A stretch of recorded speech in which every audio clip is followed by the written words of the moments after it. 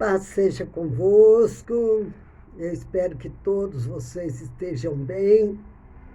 Neste momento, nós estamos aqui para mais uma célula, para aprendermos mais com Deus através da sua bendita palavra. E hoje o tema é: onde estás? Vamos orar? Meu Deus, em nome de Jesus, nós te louvamos por esta oportunidade. E agora, Pai, em nome do Senhor Jesus, pedimos ao Espírito Santo para estar nos ajudando, Pai, nesta lição, ajudando-nos, ó Deus, a receber e transmitir. E também, Senhor querido, que os teus filhos sejam receptores, que os seus corações, Senhor, estejam abertos para receber e os ouvidos atentos para ouvir. Pai, obrigada por tudo, em nome do Senhor Jesus. Amém. Aqui nós temos a palavra de Deus falando conosco em Gênesis capítulo 3, versículo 9.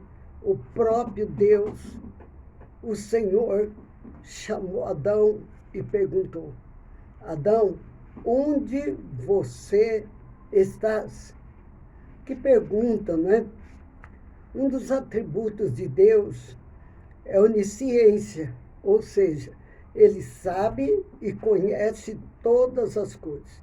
Em Deus está toda a essência do saber, saber ilimitado, poder ilimitado, tudo está na mão de Deus. E essa onisciência de Deus leva a Deus a conhecer os nossos pensamentos, os nossos sentimentos.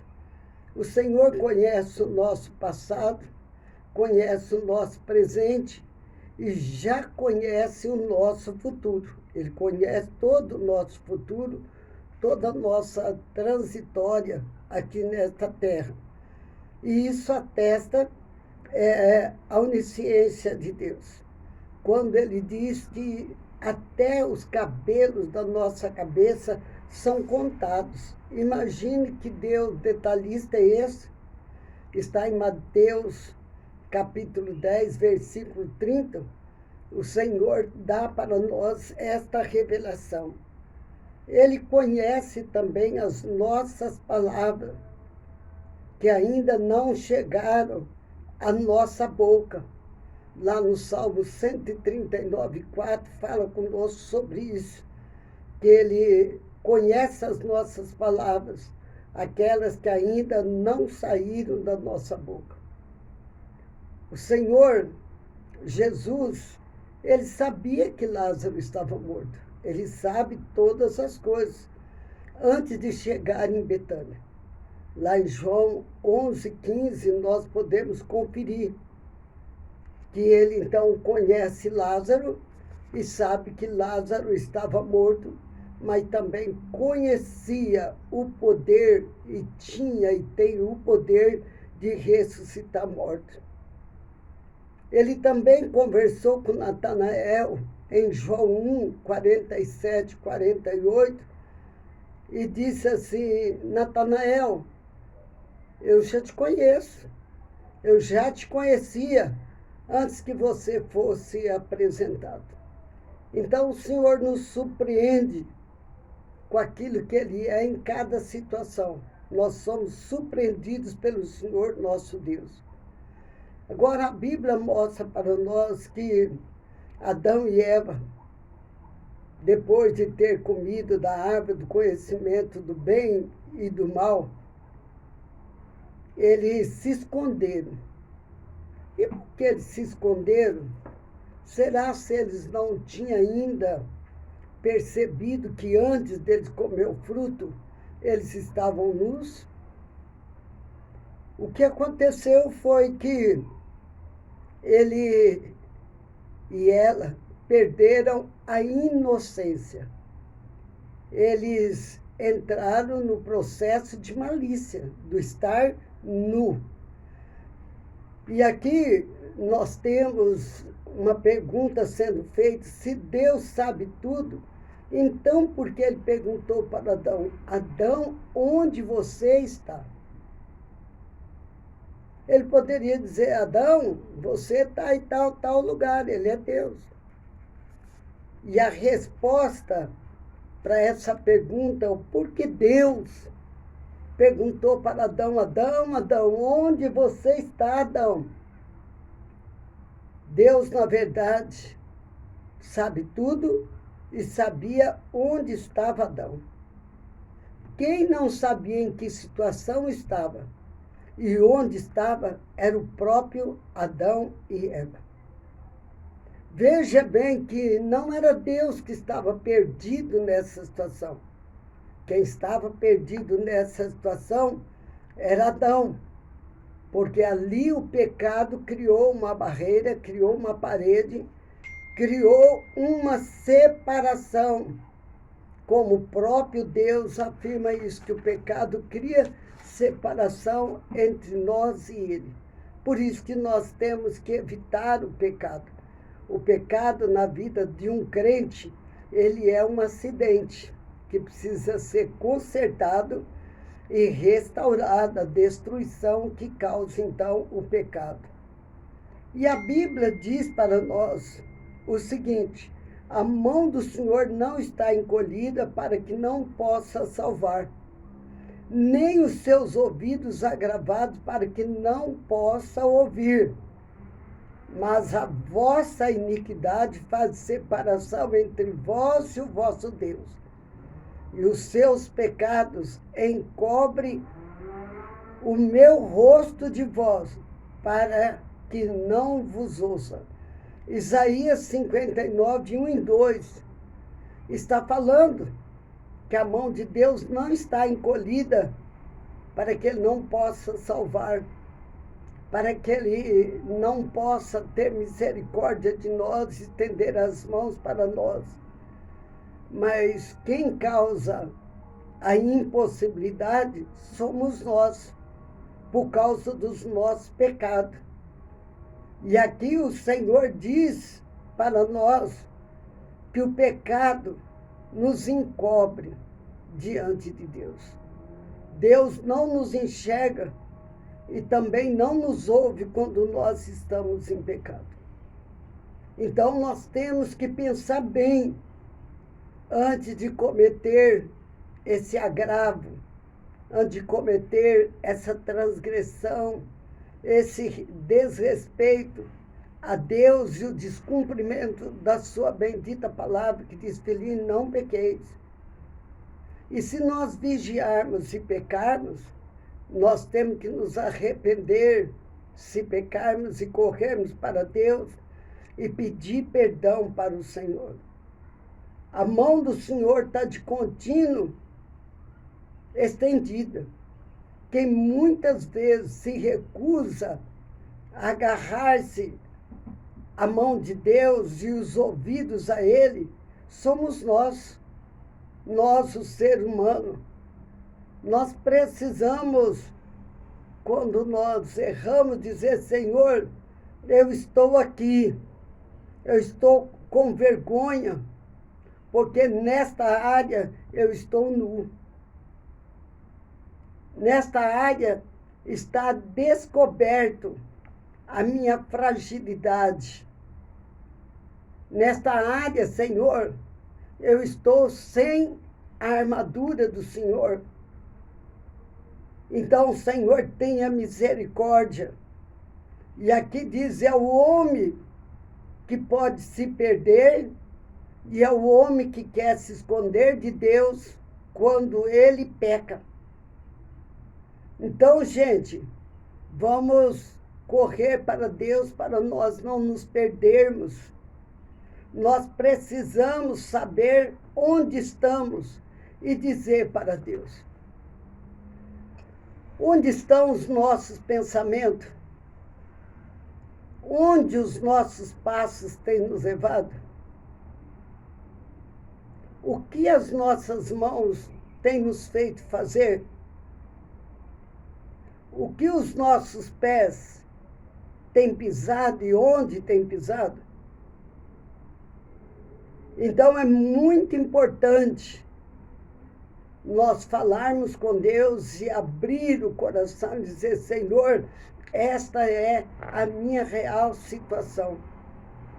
Mas confessar que Deus também pode mudar essa real situação numa situação de pureza, numa situação de perdão, de vida segundo o coração de Deus.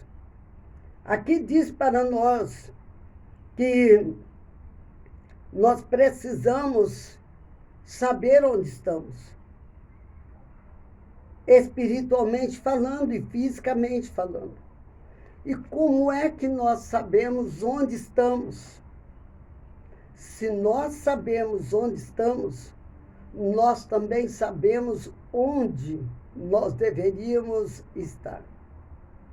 Nós também sabemos o que estamos fazendo, mas sabemos também o que nós não deveríamos estar fazendo e sabemos também aquilo que deveríamos estar fazendo. O ser humano tem consciência de que está pecando, de que está fazendo as coisas que desagradam ao Senhor nosso Deus. Sim, nós sabemos. E quem tem comunhão com Deus, quando está fazendo as coisas que desagradam a Deus, sente um desconforto muito grande. Sente um mal-estar muito grande. Sente o chamado peso na consciência. Quantas pessoas estão com a consciência pesada? Agora preste atenção. O que eu vou dizer para você, que a Bíblia diz, e eu vou falar no parafraseado e você vai se lembrar, porque você conhece a palavra de Deus.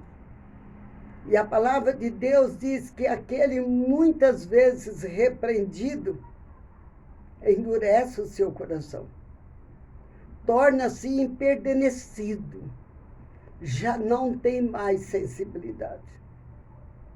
Uma pessoa que peca, quando ela comete o pecado a primeira vez, ela sente traidora da confiança de Deus, traidora sobre a pessoa de alguém.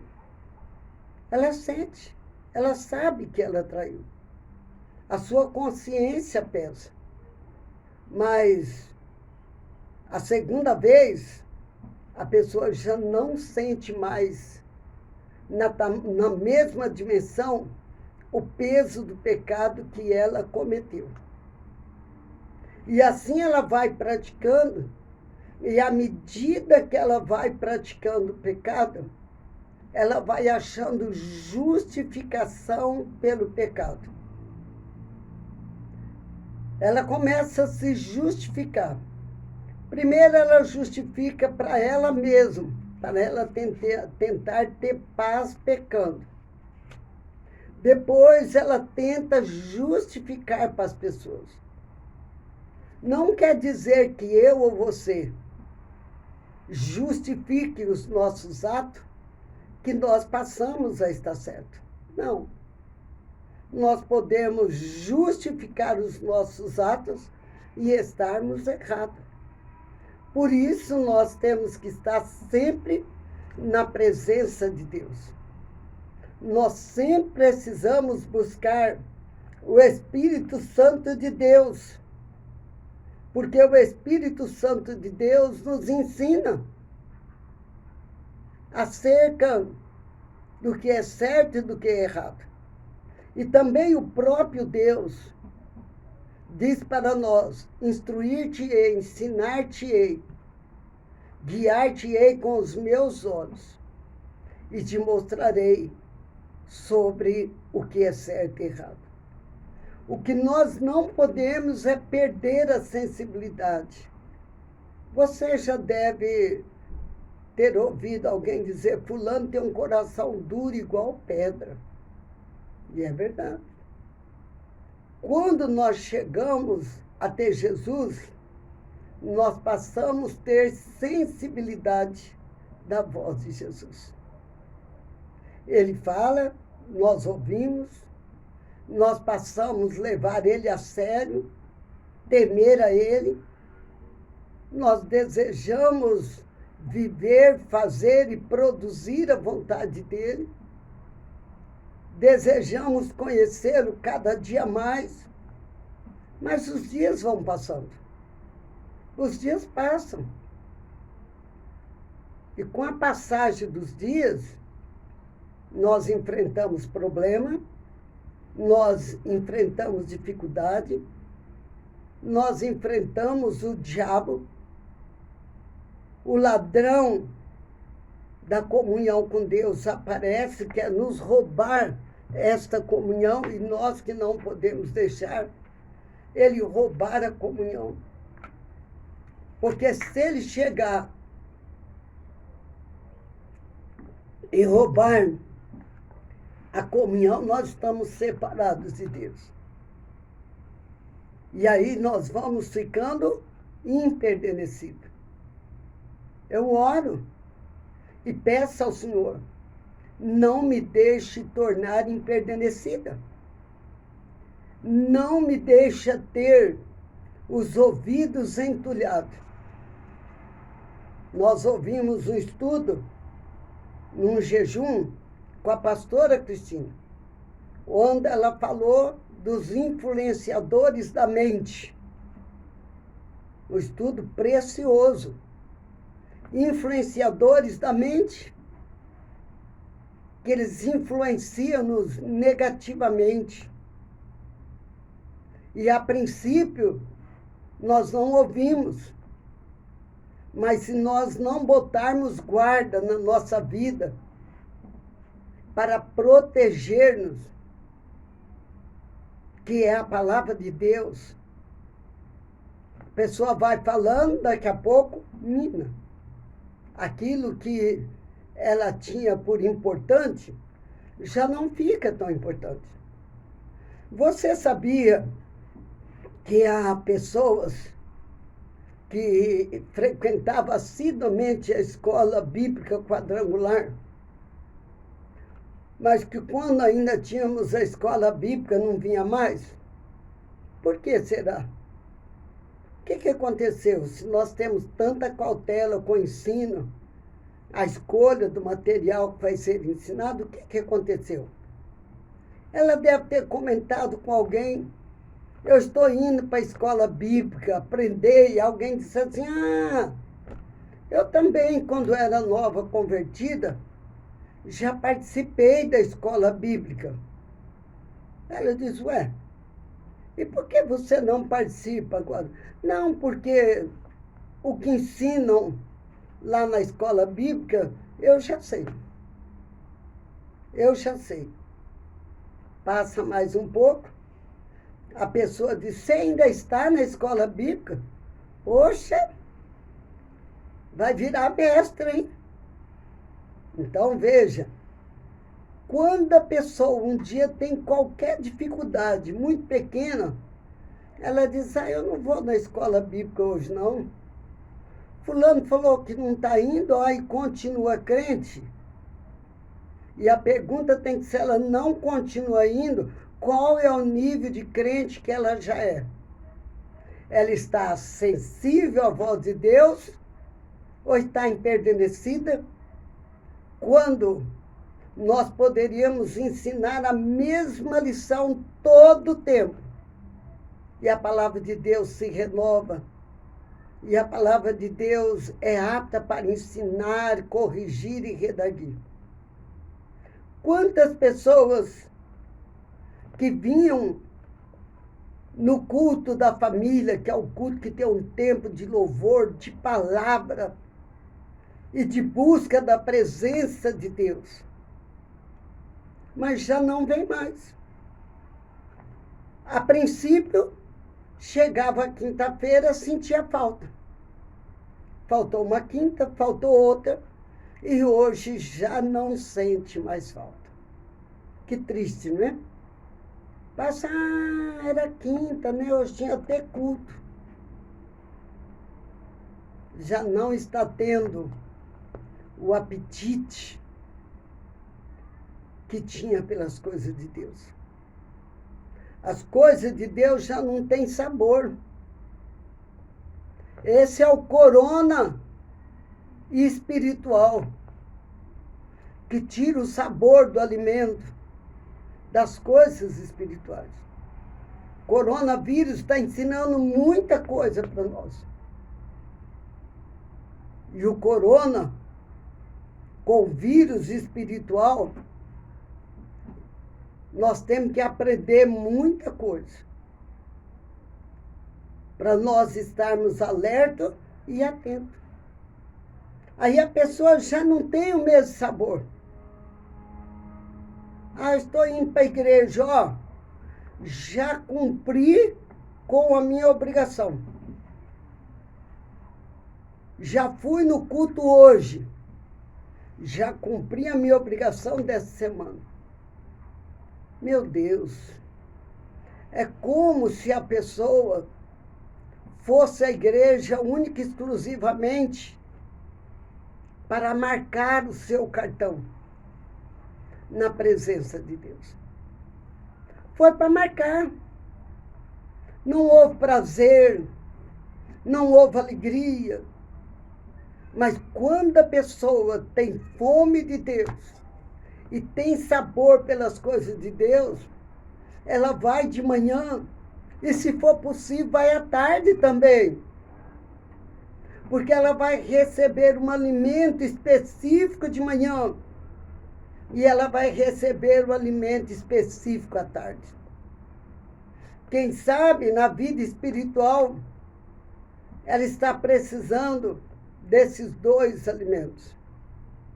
Quem sabe, na vida espiritual, ela está precisando de orientações e ensinamento que vem nos dois cultos. Mas já cumpriu, não vai mais. Segunda-feira, eu louvo a Deus pela perseverança de muitos que vêm na segunda-feira. Outros justificam. Segunda. Irmãos, o salmista que conhecia Deus, ele diz: alegrei-me quando me disseram, vamos à casa do Senhor. O outro salmista diz que bom estar todos os dias ou todas as noites na tua casa e aprender no seu santo templo. Que coisa mais bonita essa! E nós temos que estar nos autoavaliando. Não avalie o seu irmão, não. Não fica colocando prumo na vida do seu irmão, na vida do seu líder, na vida da sua pastora, do seu pastor. Quer viver bem? Põe o prumo na sua vida. O prumo, ele mostra para nós, o prumo espiritual, o que naturalmente nós não enxergamos. Quando o seu Jair estava construindo a igreja, eu tenho uns olhos muito afinados para ver se o carro foi batido, se está certo, se está torto. E ele tinha passado lá massa grossa na parede do templo. E eu subi para ver como estava e disse: olha, coloque o prumo nessa parede. Ela está torta. Daqui da ponta até lá no canto, ela tem mais de 2 dedos de diferença. Ele virou para mim e disse assim: missionária, a senhora sabe há quanto tempo eu sou construtor e quanto eu tenho de experiência? Eu acho que a senhora entende muito bem e admiro de Bíblia. Mas de parede, pruma, reto, deixa comigo. Falei: seu Jair, eu reconheço que o senhor é um consultor, que tem experiência. Vamos fazer o seguinte: se essa parede tiver diferença, A hora que o senhor for passar massa corrida ou massa fina, que eu não entendo, que é para acertar ela para a pintura, o que o senhor tiver que pôr aí para cobrir essa diferença com os 2 dedos, eu vou descontar do senhor. Ele tão topetudo, nem olhou para a parede e falou, negócio fechado. Quando chegou a hora dele passar, o moço estava passando, eu percebi que a medida que estava passando, estava ficando. Eu chamei ele e disse assim, não esqueça de calcular o que você está gastando a mais para cobrir essa diferença que você não pôs o prumo. Você confiou nos seus olhos, mas só que eu também confiei no meu. E a verdade é que entre o meu e o meu sem experiência, mostrou a deficiência dessa parede. E você, com tanta experiência, não conseguiu enxergar. E nós precisamos colocar o prumo de Deus na nossa vida, que é a palavra de Deus, que é pedir o Espírito Santo, para que nós venhamos usar colírio nos nossos olhos, tirar a venda dos nossos olhos, para que nós possamos ver as coisas como realmente elas são. Nós precisamos ver as coisas como elas são. Como elas são. Adão e Eva, o pecado os distanciou de Deus. O pecado os afastou de Deus. A negociação com o diabo colocou eles aliançados com o diabo e contra a vontade de Deus. Vamos ter cuidado para não negociarmos com o diabo. Todo negócio do diabo é para te dar prejuízo, espiritualmente e materialmente. O diabo é o nosso inimigo. O inimigo não faz nada de bom por nós, só faz coisas ruins. Vamos pedir a Deus, Senhor, me ajuda a usar o colírio. Me ajuda, Senhor. E hoje, Deus está perguntando para mim e para você. Onde estás? A que distância está de mim? Forte, né? O próprio Deus perguntando. Qual o seu nível de comunhão e de compromisso comigo? Qual é o nível? O seu nível de compromisso nada vai te corromper?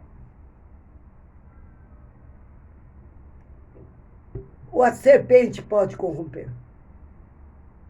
A serpente hoje são pessoas, são situações, são atitudes. E Deus está perguntando, como está a sua vida? Como está a sua fé? A Bíblia diz que na vinda do Filho de Deus, ele achará fé na terra? Meu Deus! Ele virá buscar uma igreja que tem fé, que crê no invisível,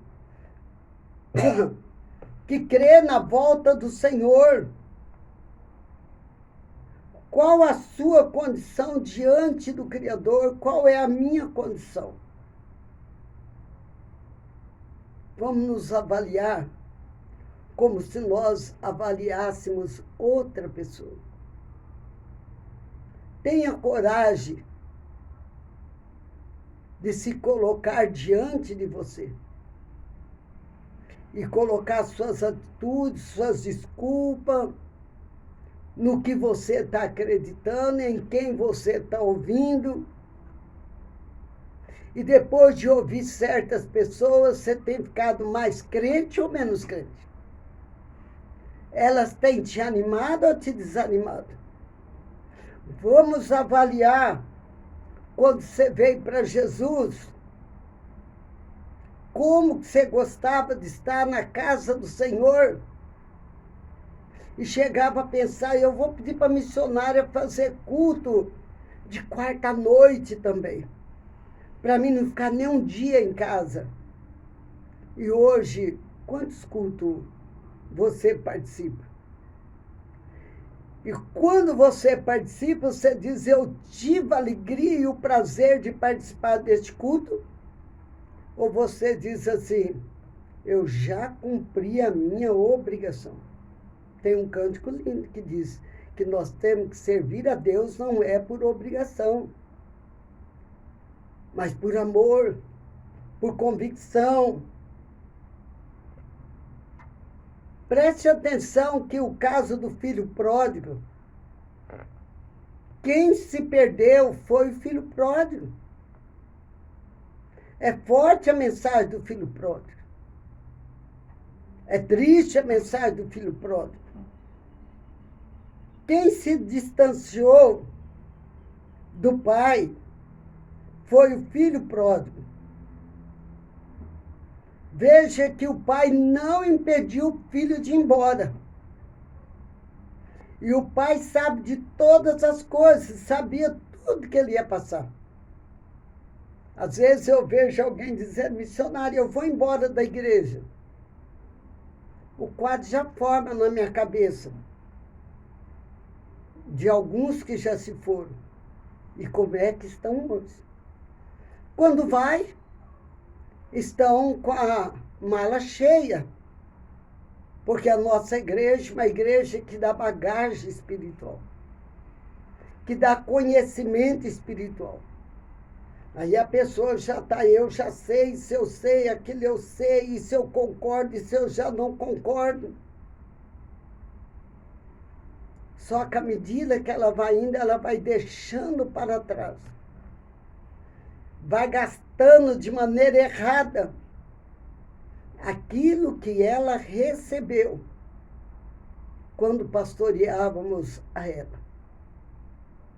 E eu vejo, o que dura mais é um ano. O que dura mais é um ano. Não mais do que um ano. E eu não me alegro com isso não, viu, gente? Eu sinto é muita tristeza. Depois você vê a pessoa totalmente ou sem fé, ou descompromissada, ou atrás de oba-oba, sem uma aliança de compromisso com Deus. Como é triste. Mas negociou, foi embora.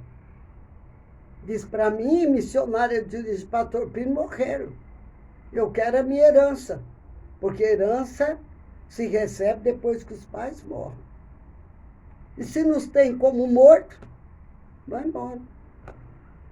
Agora, o que o pai do pródigo fez foi, quando ele voltar, ele vai voltar arrebentado, sem roupa, sem o anel que simboliza aliança com Deus.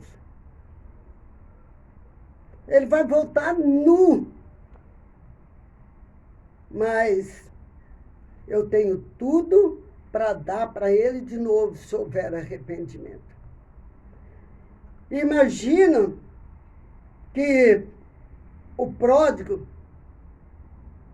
ele caiu tanto em si do erro dele, que ele, ao voltar, nem desejou ser filho.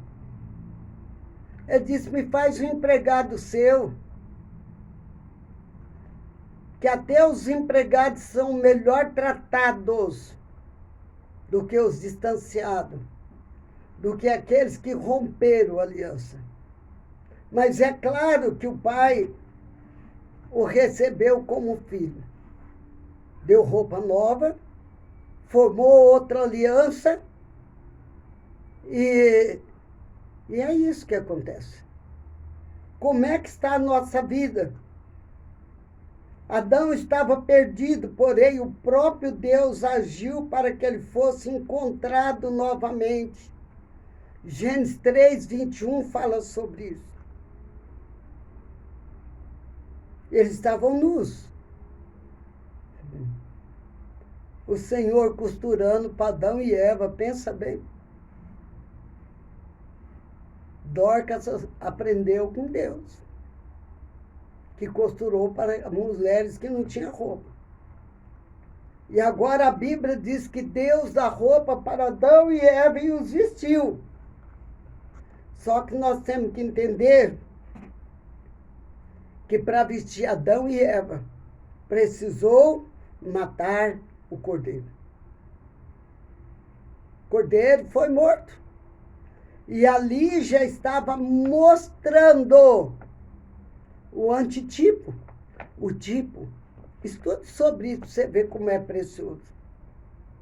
Já estava mostrando o Cordeiro de Deus, que viria para perdoar pecados e trazer nova veste para nós. E o Senhor quer que nós nos aproximamos dele. João 1:29. Vamos nos aproximar de Deus. Deus onisciente. Mas ele está perguntando para você onde você está. O que é que você está fazendo? Como é que está a tua fé? O que é que você tem produzido para você e para o reino de Deus? Ele é onisciente. Mas ele quer que eu e você, nós caiamos em si para sabermos onde estamos e o que estamos fazendo. O sacrifício de Jesus na cruz é o único que pode remover a separação do esconderijo que o homem cria para si de Deus. Nós temos que nos esconder de Deus. Mas o ser humano em pecado esconde de Deus. Quantas vezes você ouve a palavra de Deus e por você estar numa situação, em alguma dificuldade, você diz assim, a palavra hoje foi estar pregando para mim, sabe, a minha vida. Para ter de acreditar no poder do Espírito Santo. Adão e Eva perdeu a inocência. E cristianismo, irmãos, é uma vida de inocência. Nós precisamos buscar a inocência. Quantas vezes estamos nu da armadura de Deus e nos auto-justificamos? Vamos orar. Vamos falar com Deus. Você tem esta lição. Eu gostaria que você estudasse um pouco mais ela.